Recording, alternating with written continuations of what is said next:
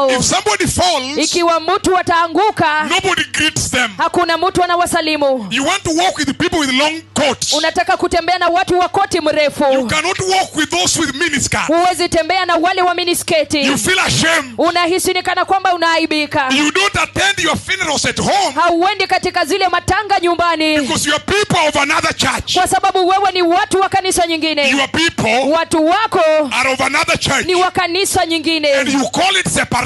Na inaita kujitenga. You no longer go home. Bado huendi nyumbani. You don't obey your father. Haumtii baba yako.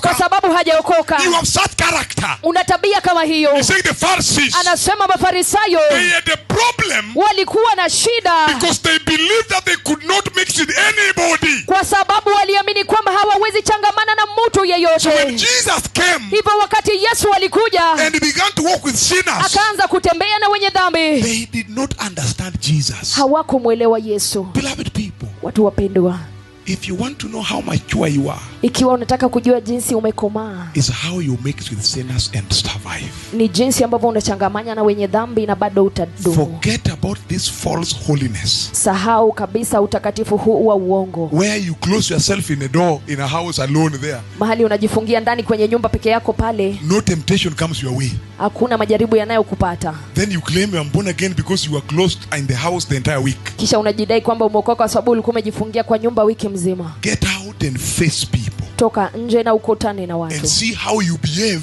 na when you are irritated. Uone jinsi ambavyo utajiendeleza wakati umesumbuliwa na umekasirishwa kabisa. If you are a man and you used to disturb the lasting, ikiwa wewe ni mwanamume na ulikuwa unasumbuliwa na tamaa, if you want to know you have overcome lust, ikiwa unataka kujua kwamba umeachana na umeshinda tamaa ya ngono, be in the presence of those people who are naked, kuwa tu katika uwepo wa wale watu walio uchi with their miniskirts, na minisketi zao, and see if you overcome it. Na uone kama umeishinda. Don't close yourself somewhere in the house, usijifungie mahali kwenye nyumba, and declare your own freedom, na utangaze uhuru wako mwenyewe, that you are already free. You declare independence, kwamba tayari wewe umekuwa huru. He's saying, anasema they did not want to mix with sinners because they thought they were too holy.